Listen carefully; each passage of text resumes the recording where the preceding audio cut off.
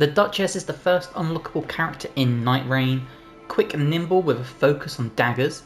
This is a dex and magic based class that is really great at melee DPS as well as ranged magic attacks.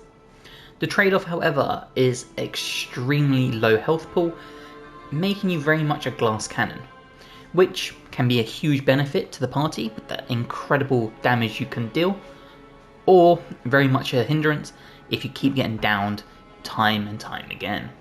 While the Duchess has a weapon preference of daggers, according to the codex you can see here, with a B in Dex and Faith, as well as an A in Intelligence, the Duchess can be played in a variety of playstyles.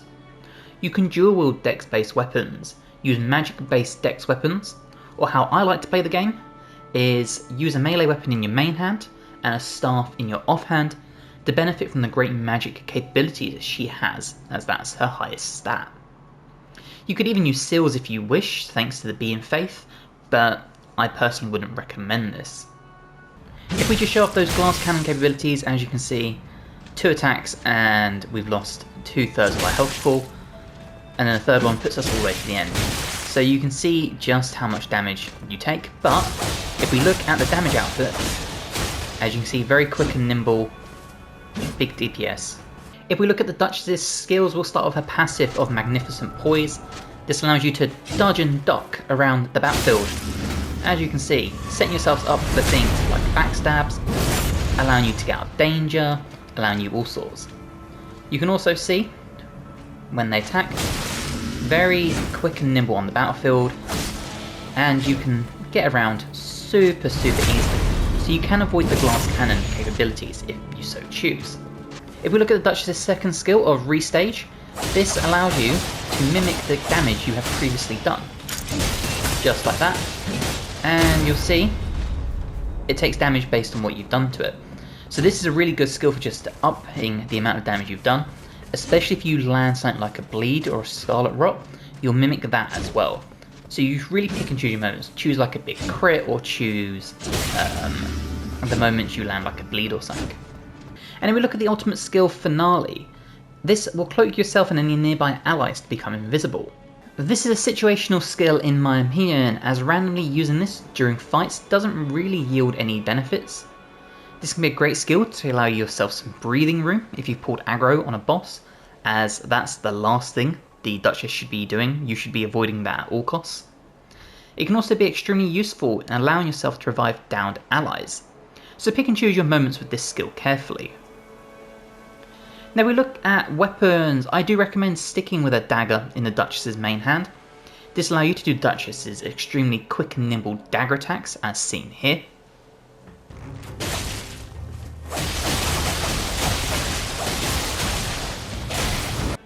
And while the Duchess can use things like rapiers, if we take a look at it here,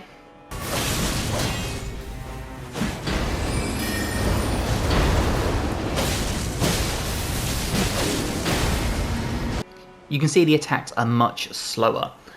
And because the attacks are slower, it means you have less chance of being able to do your Magnificent Poise and dodging out the way, meaning you're more likely to get hit.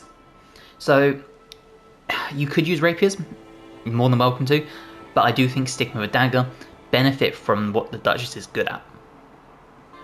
If you want to dual wield daggers, you can. However, I think getting a staff as soon as possible in your offhand is the best playstyle for this, as it allows you range damage and to benefit further from the Duchess's incredible intelligence skill. When it comes to daggers, any will work well, but if you can find something such as the Glintstone Chris that scales with Dex and Intelligence, or daggers such as the Bloodstained Dagger, which can apply Bleed, which is just as strong in Nightreign as it is in the base game. And then when it comes to a staff, just ensure it's an Intelligence Scaling Scarf and has a spell that you like and fits your playstyle. When it comes to relics, I focused on things personally that will benefit from the magic. So for example, with the blue ones, I've gone with Starting Armament, deals magic damage, very early game. I've gone with the Bremetched Frame, taking attacks improves attack power because you probably will get hit with the Duchess, and if we can boost that even further, why not? As well as Faith +3. Now this would also benefit the Guardian as well. If it had blue, it doesn't unfortunately, so I do think the Duchess it works best on, especially if you do want to use seals.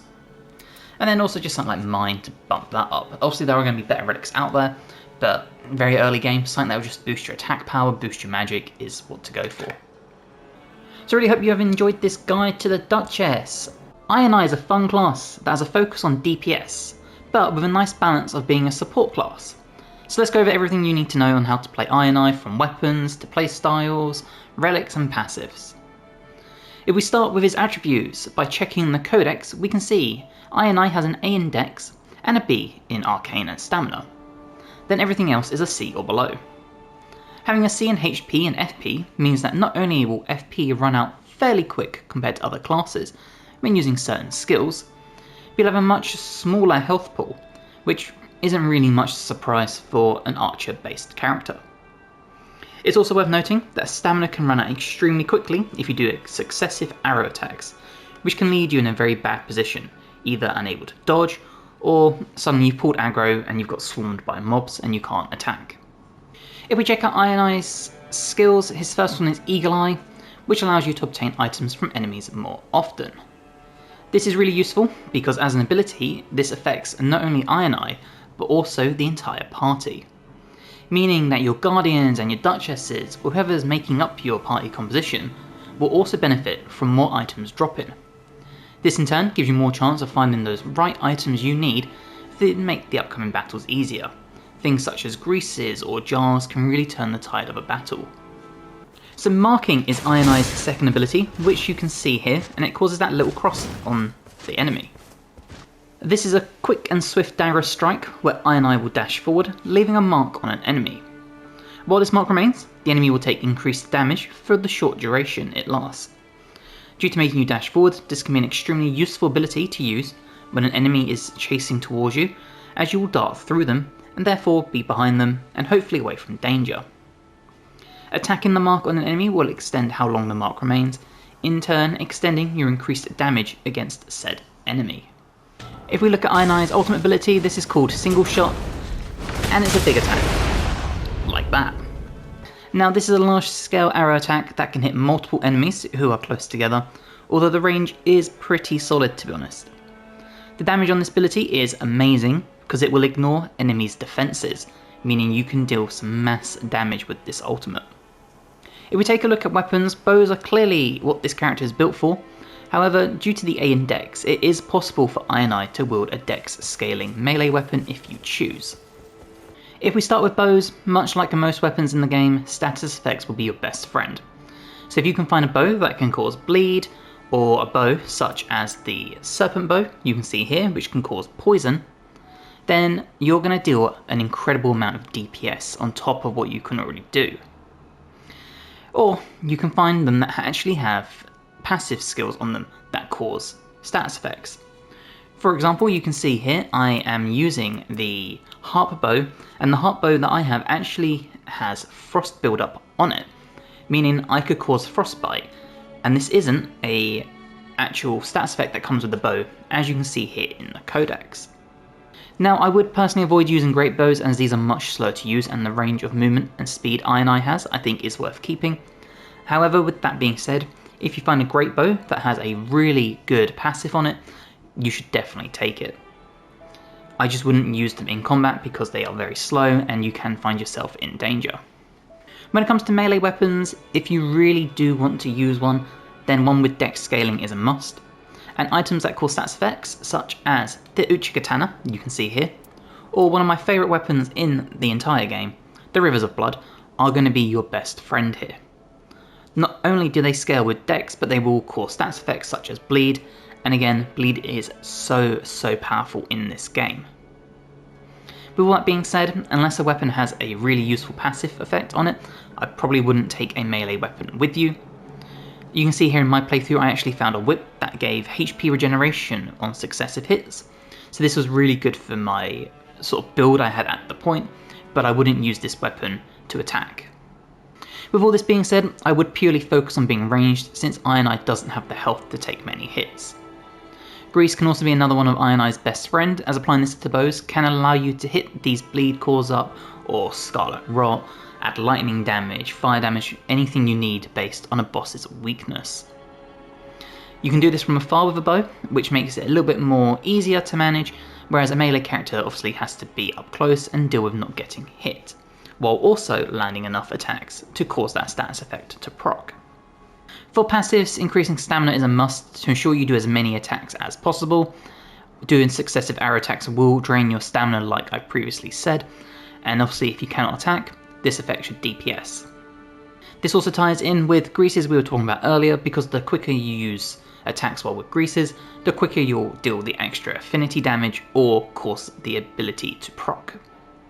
Being a DPS based class, passives that focus on attack damage is also another thing to look out for, as maximising this is a must. Whether that's things such as successive hits increase damage, or ranged attack increase damage, multiple options you can find. Sometimes one of these is better than picking up a weapon just for a not as good passive. When it comes to relics, combining the previous information, you want to focus on endurance to help with stamina, as this is a must, as well as relics that will increase your dex or arcane. For example, you can see on my Ironeye so far I have a dex plus 3, and critical hits earn runes and an endurance plus 2.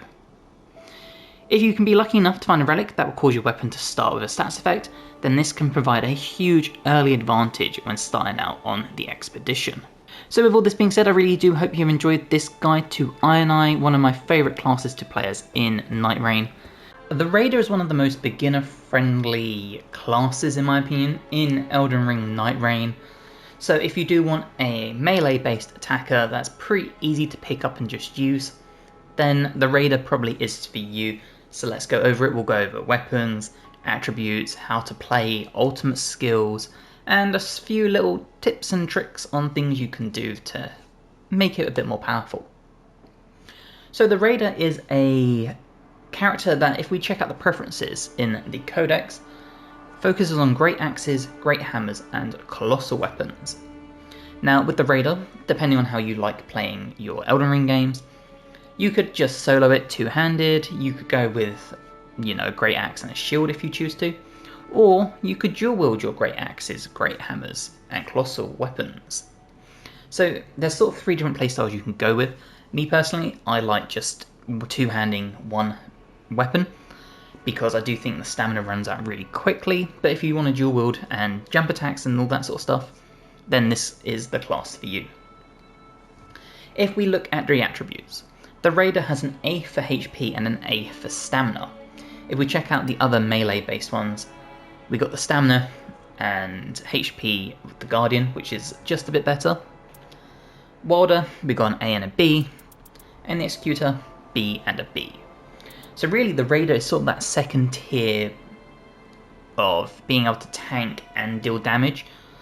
It's more of a DPS than, say, the Guardian, for example, as you can see with the S for health and the A for stamina. But it is just focused on mainly just sitting there doing your low and heavy attacks. FP being a D does mean that you can't really do as many skills as possible. If you wanted to, then you're probably going to equip relics and things that will increase your FP regeneration or even your FP bar even further. But in my opinion, I feel like there are better relics and stuff you can go with that will just focus on like your DPS, on certain damage types, even your health and stamina. Now the Raider has a really cool ability called Retaliate. Well, to do this, it is very simply just a punch. That's all it is. But what's awesome about this is when you activate it, and considering it's got a fairly low cooldown, you can do this pretty often. And when you do, you will have a lot of damage negation. So what this means is, this is awesome for a boss fight where you don't really know the attack pattern, or if you're kind of swarmed by enemies, then Retaliate can be really good at not only does it deal a lot of damage, that upscales with your player level really, really well, but you will also, if we animate this quick, pump out more damage. So for example, if we take this, you'll see we've got a lot of resolve now. That's our passive. And then if we retaliate, there you go, you see we hit very hard. We can also, if we just circle around, you'll see just how quickly stamina can run out. we can only do about 3-ish attacks and then our stamina is empty. So if you end up in a situation where you do 2 attacks and then a boss hits you, you will feel it. But again, if we get our retaliate going, you'll see we can just poise through so much with the damage negation, and then you can set up a nice little backstab like this, and then you can set yourself up for a big R2 attack, just like that. So retaliate is not only good for the damage negation, and then a strike like that, it's really good at setting up your next move. Now when it comes to your ultimate skill, the Totem Stellar is a really cool ability. As you can see here, you will sort of slam into the ground and a totem will rise from it.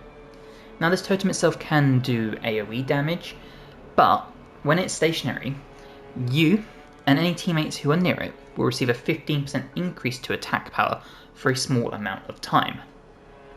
You can also use this to your advantage for other situational things, such as what I did here to help me res an ally. The only downside to this is that the totem itself can be a little janky, and if you place it in a really inopportune area, you can cut off line of sight to your ranged based characters such as Ironeye. So pick and choose when you use this. It is very good in a boss fight, just make sure you don't hinder your teammates. Now, as I said previously, this is a melee based character, and when it comes to having a weapon, I do think that having weapons with stats effects, such as the Rotted Great Axe you can see here, adds a huge advantage to the Raider. And then to coincide with that, because your stamina does run out pretty quickly because of the heavy weapons you're using, or if you need to dodge and then try and attack, sometimes when you defeat a boss, I do think it's worth, instead of taking an item, taking the buffs that will actually increase your stamina, whether it's like the stamina pool itself, or what I think is the most important is stamina regeneration. The quicker your stamina regenerates, the quicker you can dodge, you'll be able to poise through more attacks, and more importantly, you can pump out more attacks. So you won't have to worry too much about running out of stamina and then getting hit by an enemy, or only being able to do like 1 or 2 attacks. More stamina regen means you'll be able to pump out more and more attacks, and this can really allow you to hit enemies as hard as possible, involves doing things such as this to enemies, as you can see here.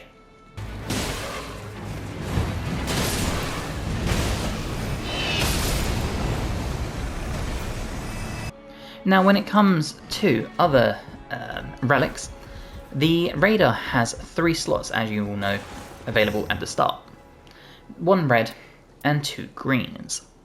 Now bear in mind, this means you won't be able to equip yellow for now, but this is another thing to really focus on. For example, in my slot here, I've put in taking attacks improves attack power. Because we're going to be melee focused, we can take an attack and we're going to deal out more damage, and that's kind of what we want. We want to be that tank that can take the hits because we've got such a good health pool. We've got really good poise, so we can also take those hits, and then we'll pump out even more damage thanks to our abilities. There's also other things you could equip. For example, if you just want to focus on your health, you could take something that will improve your Vigor +2. You are going to lose out on things like improved Thorn Sorcery if you went down this route, but again, bigger health pool, tanking the battlefield. So it really depends on how you play the game. If you have, other characters like you like using Ironeye, then you might want to think twice. But if you really just want to focus on one class, and that is the Raider, then pick and choose your relics as you get them, and don't really worry about the others. So overall, the Raider is an incredible class to choose. It's the one that I found definitely the most beginner friendly, like I said. If you do, for example, I'm a big 2-handed weapon guy, like that's how I played Dark Souls, it's how I played a lot of the original Elden Ring, then this probably is the build for you. If you love dual wielding 2-handed weapons, you can do so, and you can get a lot of really nice effects from this, as well as skills that you can sort of do a mini build around it per se while you're in the game. So I really hope this guide to the Raider has helped. The Executor is an incredibly fun class with a unique set of abilities that can be the perfect character for insane DPS, as well as to land status effects such as bleed and poison.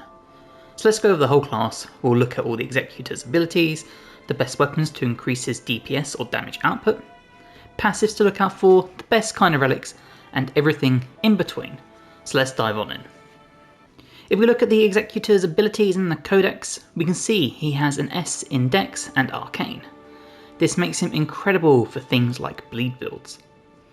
The B in health and stamina can make being a melee character difficult, as we don't have the health pool to tank hits or the stamina to spam attacks to land status effects as fast as possible. So let's dive into the skills of the Executor, and we'll start with the passive ability of Tenacity. So Tenacity states, receive a boost while recovering from status ailments. So to essentially break this down, what this means is that when we get a status effect hit on us, we gain buffs such as stamina buffs. Obviously this is while recovering from it and when being healed from it. This isn't really a great ability though, as avoiding status effects in my opinion is way more worthwhile. The trade-off for getting a buff for receiving blood loss or madness just isn't worth it, especially as the nights go on and you can collect passives from weapons or bosses to give you the same sort of boost. It's one of those skills that might be okay the first night, but then you have a lower health pool, and then as the game goes on, or the expedition goes on, you've got more passives you can pick up. It's kind of just very redundant in my opinion. The second, and arguably most important to the Executor, is Suncatcher. Now, Suncatcher, the difference between it is, this is normal Executor you can see running around, and when you activate it, this is what the ability looks like. Players familiar with Sekiro will have a better time with the mechanics of this skill. Essentially, you enter a stance that allows you to parry attacks. Just like that. As we keep parrying, you'll see we now have an orange blade, which can be unleashed with big attacks. Just like that. So this will take some practice to learn the timings, but once you get it down, it really isn't too bad. You'll be able to deflect a lot of attacks. While using this ability, and in this stance as you saw, you will move much slower, potentially causing you to get stuck within AoE, so just be careful of that. You'll also gain access to a slash skill, which you saw me use then. Now this will use your FP. To do this, you need to deflect enough attacks, as you saw, until your sword glows that orange colour. Once the sword is glowing the orange colour, activate the ability by, in this case, it's L2. For you, it'll be whatever your cursed sword button is. Now, the Executor's ultimate ability is aspects of the Crucible Beast, and this is going to be very unexpected to what you would think this would be based on the class. The Executor will turn into a massive beast that can do light attacks like this, as well as heavy attacks such as this, as well as a final attack with a blade that will end the ultimate. So, going over this now, not in real time, this will transform you into a beast like you saw. You will attack much slower if you do your bigger charged up blade attack you saw, and that does end the ultimate as you saw as well. So just be careful, but this is a big solid attack. The light and heavy attacks can be really good at sort of crowd clearance because they will hit multiple targets, and can also be really good in healing aspects, allowing you to hit a boss and heal allies at the same time if they're downed, if everyone's near to each other. The other upside to this is that it will heal you when you use it, so if the Executor is running out of health, you can use it, boost your health all the way back to full. The damage for the beast will also increase as you level up, so don't worry about your damage tailing off. And now it's time for us to look at weapons. Dex-based quick weapons are going to be the Executor's best friend. Items such as katanas or daggers will work really well, with katanas being my personal favourite. Weapons that have some form of arcane scaling such as the Rivers of Blood or Reduvia are also worth looking into, as the arcane scaling on this will provide higher levels of bleed. So obviously, the quicker you attack with these weapons, you'll proc the status effects and cause larger amounts of bleed. Bleed being extremely powerful in this game, just like it is in the base game. Weapons such as rapiers like Ansur's rapier and the Frozen Needle can also be really good because the stats effects are amazing, especially Frost. I think Frost is incredible. The downside is you will attack slower, and I do think having the speed of katanas is more valuable. If you're like me, dual wielding is amazing. This is my favourite way to play Elden Ring. It's how I beat the base game and the DLC. So Nightreign is no different. You can use 2 katanas, and this saves worrying about deflecting, and you still get to use this incredible character and transform into the beast. I'm still waiting to find a bleed katana and a frost katana on the same expedition so I can really replay my Elden Ring build, but that's neither here nor there. Other weapons that will work well with the Executor is Eleonora's pole blade, whips, especially the thorned whip, and any of the claws you can get. These all scale with dex and will apply bleed, or in the case of the venomous fang, you'll apply poison. Again, when it comes to these weapons, I do think the speed of daggers and the speed and reach of katanas are much more worthwhile, but if you want to do a whip build or a claw build, you should. If we look at passives for the Executor, you'll want to look for stamina regeneration. This will allow you to have a big enough stamina bar to land multiple attacks to proc those status effects, as well as have the stamina remaining to dodge out the way of danger when and if you need to. As stated before, the Executor can't afford to be hit too many times or too hard, otherwise that smaller health bar will diminish instantly. Passives that will also increase your health pool or health regen are worth taking if no weapons or weapon passives fit what you need, as well as any bonuses for successive attacks, as this will trigger a lot based on how fast and how many attacks you can land with weapon types. If you have a weapon such as the Rivers of Blood that has an incredible weapon art that will use FP, then FP regen on successive attacks or a larger FP pool are also worth taking, but this will be situational. For relics, this will follow suit as to the passives, and again, boosting stamina will work amazingly, as well as buffs to dex and arcane, as these will boost the item types you'll ideally want to look for. Other things to look for will be things like physical attack up, improved criticals, or even Executor specific relics such as Roaring restores HP while art is active. So really hope you've enjoyed this guide to the Executor. It's a really fun class to play as. I personally love dex based classes and this is no different. Again, if you don't really want to use the mechanics of sort of the Sekiro parrying, then you don't have to. You can just two-hand a katana, you can dual wield daggers, dual wield katanas. You have a lot of options, you don't have to be tied down into trying to parry every attack. The Guardian is the best battlefield tank in my opinion, with some extremely good skills that can be used during fights to help increase damage or turn the tide of a battle. So let's go over everything, and we'll start by checking out its attributes. As shown in the codex here, Guardian has an S in health, which is the highest of all classes, and an A in stamina as his 2 highest attributes, followed by a B in strength.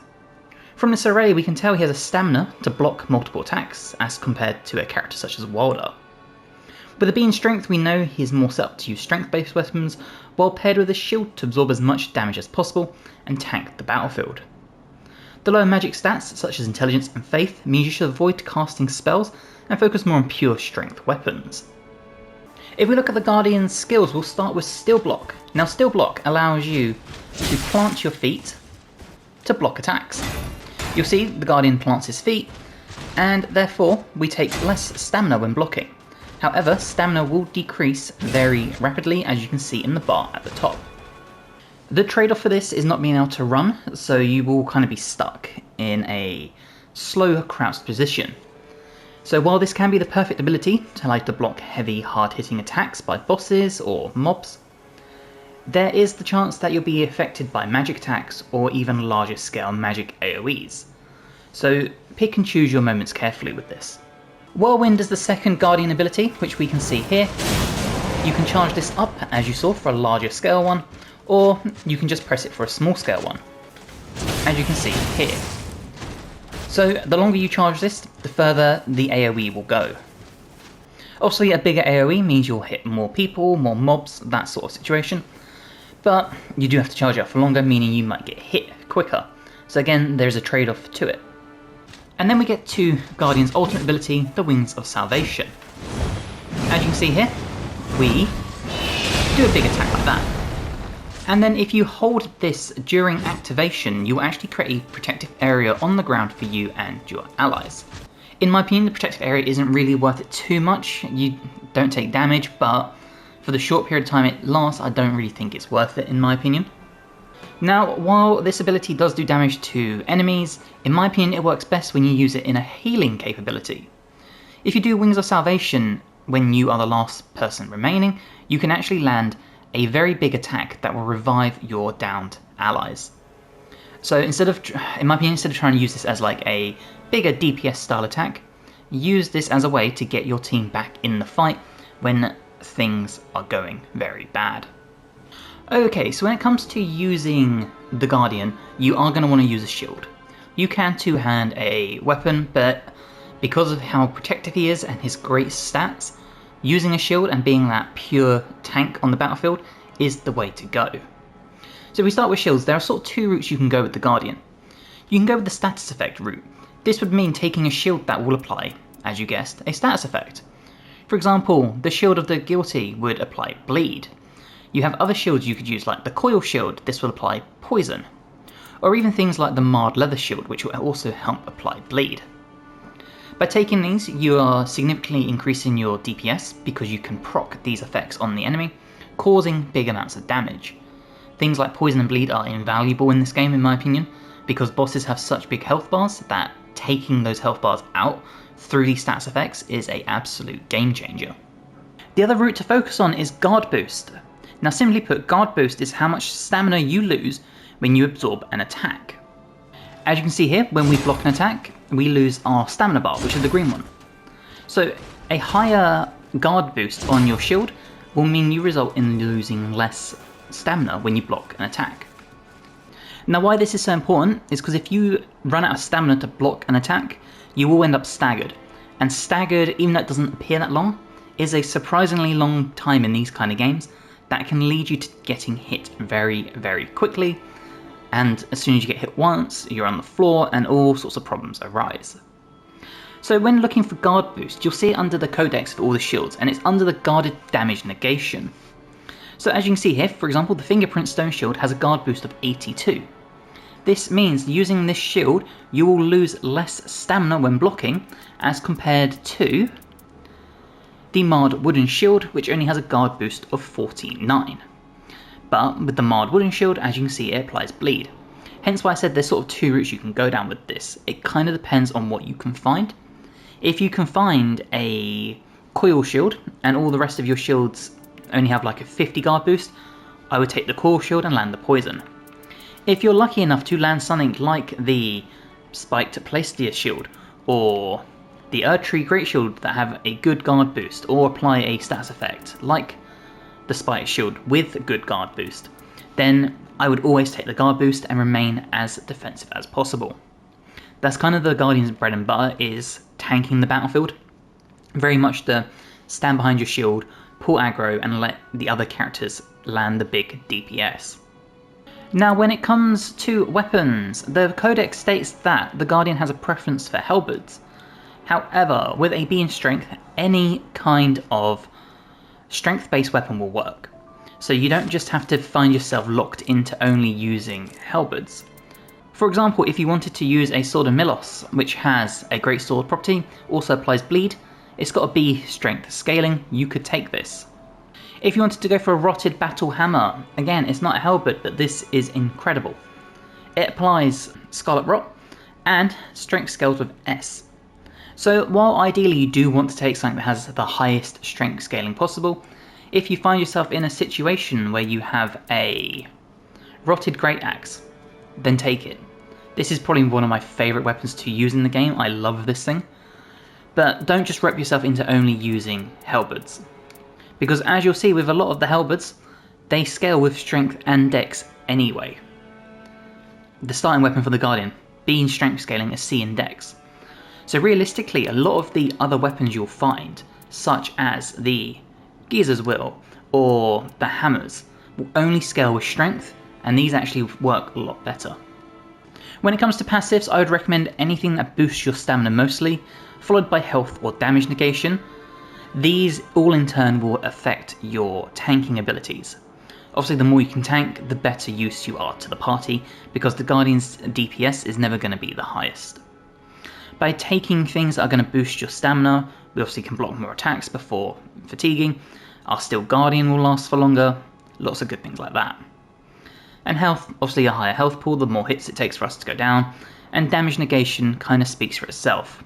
So those would be the real big theory things to focus on. You could also focus on things that affect like your resistances to like magic, all sorts of stuff like that, because magic will break through your shield. So please bear that in mind. When it comes to relics, I would focus on things that improve your vigor or endurance, vigor being health, endurance being stamina. In my opinion, these are a must because they're going to keep the Guardian alive for longer, and the longer the Guardian stays alive, the longer the rest of your party will. That's just a guarantee. Other things to look for are improved guard counters. These are big damage attacks. You can do this when you block an attack, you'll get a little prompt, you can do your attack, it'll be a guard counter. So improving these is awesome, and if you can pair it with something like a poison resistance, a bleed resistance, again, you're just boosting that damage negation. Other things to look at, HP restoration upon attacks, whether it's halberds, greatswords, whatever your preferred weapon is. And then flasks also heal allies. Now while this might sound a little bit unusual, if you're playing as the Guardian and you're really good at tanking and you've got a decent shield, the chances of you needing to healing are a lot lower. Meaning, when you do need to heal, your allies might have run out of healing flasks. So you can pop a flask, heal yourself up, and distribute that healing around your party as well, helping maintain their flasks because they're more likely to need them the longer the fight goes on. Wylder is a really fun melee focused warrior that's really easy to pick up and use as an inexperienced player. With a focus on sword and board, or even two-handing a weapon, Wylder can be the perfect character to balance between tanking and damage, with a good health pool that increases by a good amount on level up, combined with a strong strength and dexterity. If we look at the codex here, you'll see Wylder has an A for HP, as well as an A in strength and a B in dex. And now if we take a look at the skills, Wylder's passive Sixth Sense allows you to cheat death a single time. However, you might actually be unaware that this ability actually respawns whenever you pass through a site of grace. Meaning if you end up using it in a battle, since this is a passive so you don't need to trigger it, it will just activate when you are close to death, you can run through a site of grace and actually respawn this ability to have it more often. This once again shows Wylder off to be a great tank and beginner friendly class to pick up and play. If we look at his second ability, Claw Attack, we can pull enemies in to strike damage like this with a nice little grapple hook. On large enemies, this can actually be used to pull Wylder towards them, and the respawn on it is pretty good, as you can see there. Setting yourself up to pull enemies in and then land strikes, get the stagger, and then give you time to get behind for the backstab. This ability can also be used on terrain to get around the battlefield. So if you need to get up close to an enemy, and let's say you don't want to use all your stamina, you can use this to get close and pull yourself in. I think we've all been in a situation before where we've tried to attack an enemy and we've got in close and then we've got no stamina. So we either can't attack and they just jump out of the way, or they do a massive attack that we have no stamina to roll out of the way of. Wylder's grapple hook, being able to use it to get around like this, will allow you to get in close and then you can attack still, saving your stamina, which can be the difference maker. Now when it comes to his ultimate ability, we can charge it up by landing attacks, as you can see here, and then once full you gain basically a grenade launcher. Now this ultimate ability is Onslaught Strike, and like I said, it's basically a grenade launcher. You can actually charge this up for a higher damage output, which is what you just saw there. You obviously don't have to charge it up, but the damage output is going to be lower, but it'll also be quicker. So you really have to pick and choose your moments to use this wisely. There's nothing worse than having this charging up and then getting attacked. Now when it comes to weapons, if we look at the codex states that he has a preference for great swords. However, you can pair him with a straight sword and shield if you choose, especially if the straight sword has some sort of status effect. An example of this would be the Rotted Crystal Sword, which will apply Scarlet Rot. The only downside to this though to bear in mind is a lot of these weapons will scale with intelligence. which as you can see here, Wylder only has a C for intelligence. So bear that in mind if you are going to go with a straight sword, weigh up the cost benefit of the stats effect versus your actual damage output. For great swords, stats effects will be your best friend still, with swords such as the forked greatsword you can see here, Flattenberg as seen here, or the Sword of Milanos, which will all apply bleed. Now, bleed in this game is just as good in Nightreign as it is in the base game, and this can really help you significantly boost your damage output, making you an even bigger benefit for the team. And while you can two-hand these weapons, using a shield is another great way to play Wylder, allowing you to block attacks and tank the battlefield. But you can also use shields to apply more status effects. Shields such as the coil shield will apply poison, or if you come for something like the marred leather shield, which will also apply bleed, you can really boost the status effects you can pump out. A marred level shield with the forked greatsword will significantly increase your chances of landing a bleed and proccing it, meaning they will take further damage. Now in my experience you do have to get very lucky to get two types of weapons with a stats effect, as in a shield and a greatsword, but it can happen, and if it does you will see a significant boost to not only your power, but also your ability to tank attacks. When it comes to your relics, I would suggest relics that will boost your resistances. For example, here I've got improved guard counters and improved poison resistance. Obviously, a lot of this is going to depend on your luck and your RNG and what you manage to find or even purchase. But things that also reduce your skill cooldowns, so you can use your grapple hook more to get around the battlefield, or things to boost your endurance, so we got more stamina and again reducing our skill cooldown. All these combined will allow you to pump out more damage, not run out of stamina, meaning you can dodge, duck, your shield will be able to absorb more, but it just allows you overall, with the playstyle that Wylder has, to maximise all of your potential. When it comes to boss rewards, sometimes the weapons just aren't what you need, sometimes the passives on the weapons aren't really what you need, in which case, if you get rewards that will boost your health, boost your FP, or boost your resistances, or your physical damage negation, something along those lines, then these are really beneficial in my opinion. These will help Wylder tank even more, and the upgrades to these combined with a shield or even an upgraded shield can really make you almost as amazing a tank as Guardian is. This is especially useful if you have a party composition that's made up of more glass cannon style characters such as the Duchess or even Ironeye, meaning that you will be able to stand in the pocket, absorb as much as possible while they rain down their higher DPS. The Recluse is a clear magic user, but also one of the most complex classes to play as in Nightreign. So you might have found yourself running out of FP extremely quick to use your staff spells, or downed due to how squishy the Recluse is in combat if you get hit. So let's talk about all of that, as well as the class skills, the weapons, the passives, the relics, everything you need to make the Recluse your new favourite class to play as. If we look at the codex to see the attributes of the class, the Recluse comes with an A in FP to allow you to cast as many magical abilities as possible, as well as an S in both intelligence and faith. Please be wary of the C in arcane so you don't trip yourself up and end up debuffing yourself or using something you can't. The downside to Recluse from these stats is the D in health, which is the joint lowest in the game, so you really can't afford to get hit too much, especially by a powerful boss who could easily just one-shot you. If we look at the Recluse's skills, we'll start with Elemental Defense, which allows you to regain your FP, and this is a game changer when you learn to use it, as managing your FP is a must with this class. If this runs out, you are potentially useless on the battlefield. Now granted, you can obviously replenish FP through bonfires, but when you're too far away from one in the thick of a battle or even a boss fight, knowing how to manage your FP is key. Now this first skill of Elemental Defense, where it doesn't tell you anything about it, ties in with the second skill of Magical Cocktail. For Magical Cocktail, once you cast a spell, if you use this ability, you'll see you pull in magic from the enemy, and this goes into your little bar at the bottom. If we do it one more time, you'll see, if we look at that bar, that fills up. Once you've collected 3 of these that fill all 3 slots, doing the 4th will trigger a magical effect.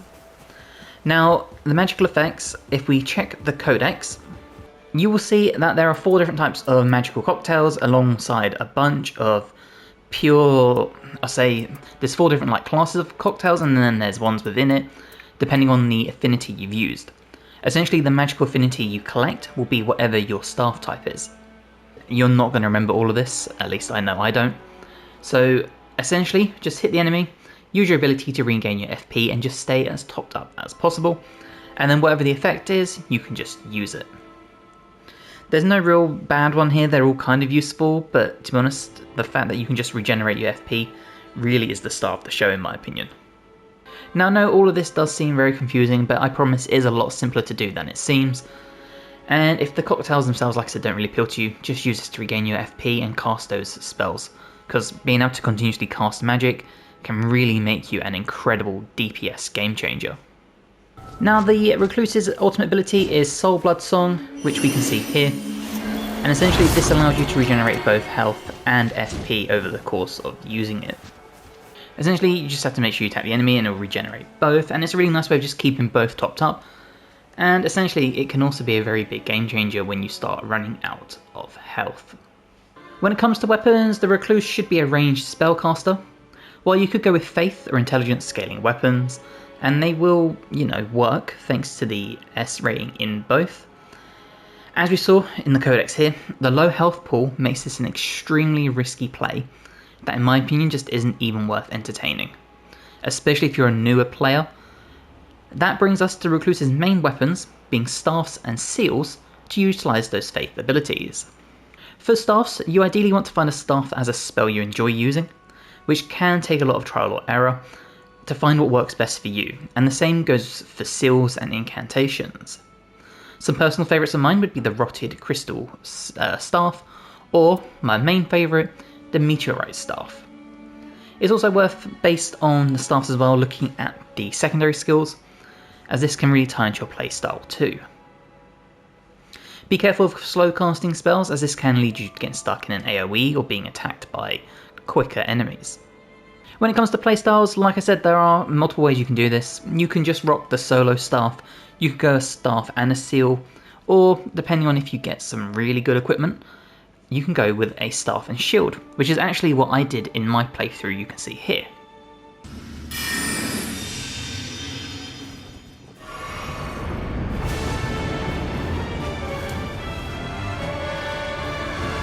Being able to use the Meteorite Staff to deal damage, as well as cast Scholar's Shield onto my shield I was using, was a really big game changer.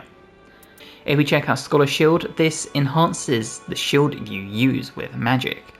So I increased my defensive capabilities, being able to take a bit more hits if I got swarmed, while throwing out big meteorites at the enemy. When it comes to passives, focusing on FP is a must, whether it's FP regeneration, the FP amount, the cost of casting spells. All of these are a huge benefit and are always a must-have when found in my opinion. For relics, again FP is key, so look for those relics that boost mind, as that will also affect your FP amount. Other stats to look out for are going to be things that increase your intelligence or faith, depending on how you like to play the class, or in the case of what you can see here, improved initial standard attack, as well as collecting Infinity Residue activates Terra Magica.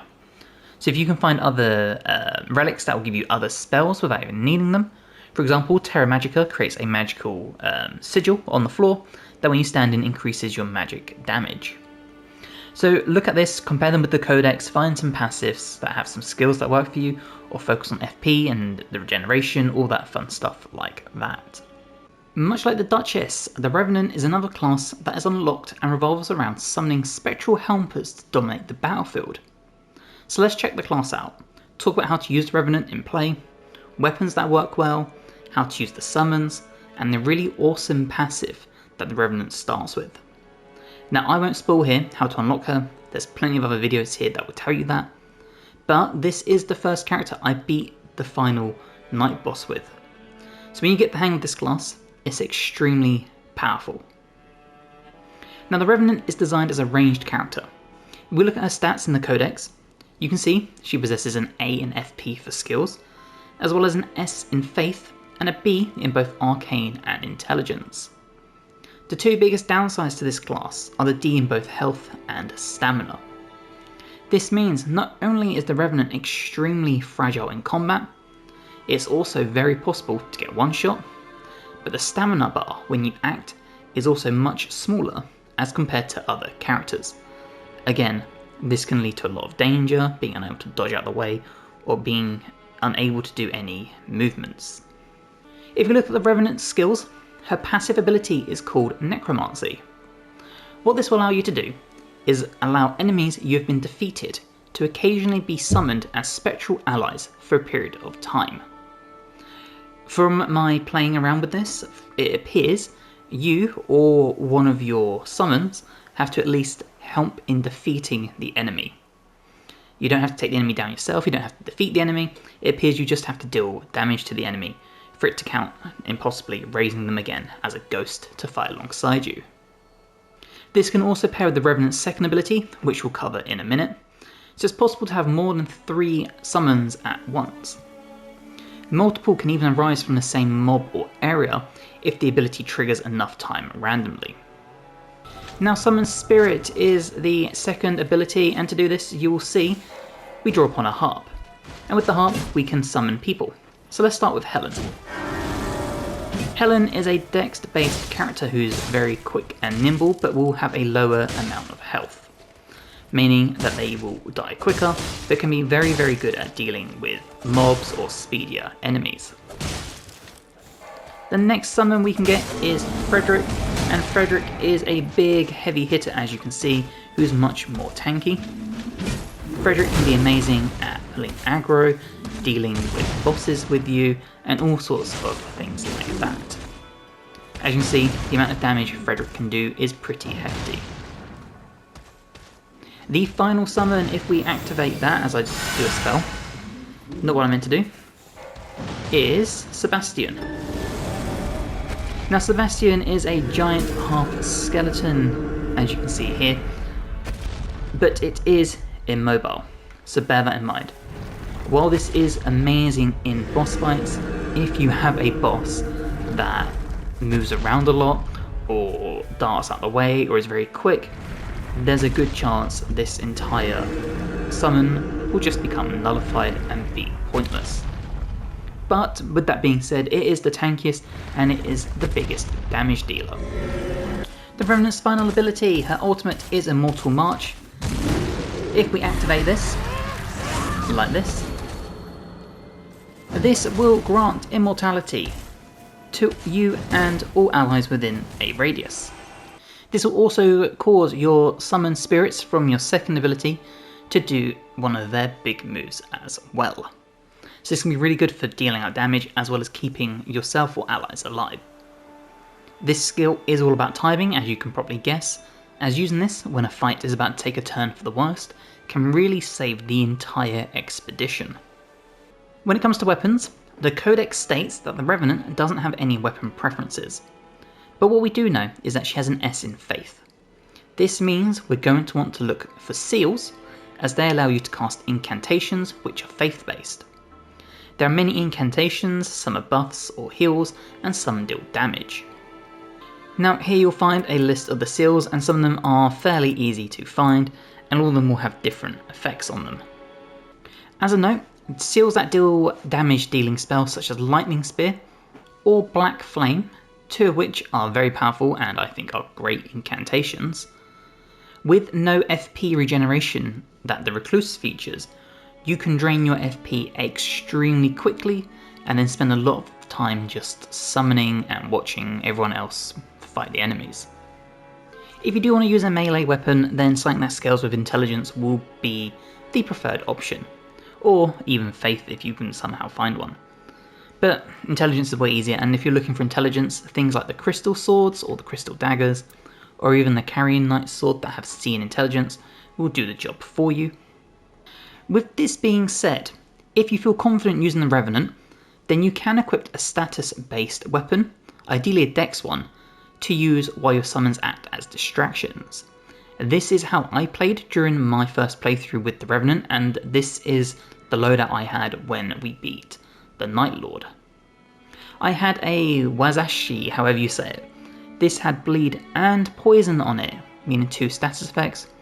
This I also had paired with the Nag Akiba. This had holy damage on it, which was great against the enemy. So between these 2 weapons and my summons, I had a few minions to distract the enemy, and I could get in and slash enemies, inflicting bleed, poison, and I had holy damage ready for the end game. Now this is an incredibly risky play, as stamina and health are so poor as previously stated, but Poison Dagger with a seal in the offhand to buff or heal can be an extremely powerful build to take down the Night Lord, as I did myself. When it comes to passives, regenerating FP is key, as this will allow you to keep casting spells. This can be via consecutive attacks or even defeating enemies. In my playthrough with my dagger in my inventory, I had a seal that would allow me to regen FP on successive attacks, meaning I could continuously stab, get a bunch of FP back, I could then throw out some lightning spears, rinse and repeat. The next passive to look for are going to be improvements to sorceries and incantations, and this will make your spells much more powerful, and buffs to your health pool, whether that's some form of regeneration, or more ideally, increasing your maximum health pool due to the really small starting stats. Now relics are going to follow the similar situation as passives. You're going to want buffs to FP, or FP regeneration. Those will be key here. This also means increases to things like mind and such. You can even look for things like FP regeneration on successive attacks, as this will regen a lot of FP very quickly, especially if you go with the build I used with the quicker attacking weapons like daggers. With all this in mind, other relics to look out for are going to be increases to faith and intelligence, are also worth taking, and even increases to dex if you do want to try playing the way I did. You can see here the improved raw and breath attacks are all faith based, and we've also done things with like character school cooldowns and holy attacks. And I really hope you enjoyed this guide to the Revenant, one of my new favourite classes to play as. Once you get the grip of it, it is extremely powerful and can really dominate the battlefield without even realising. So if you have enjoyed, please drop the episode a like and let me know in the comments how do you feel about the Revenant, what's your preferred setup, sorceries, incantations, all that fun stuff. Also let me know what you think about Nightreign so far. I know a lot of people have mixed feelings, so how do you feel about it? Are you digging it? Are you not?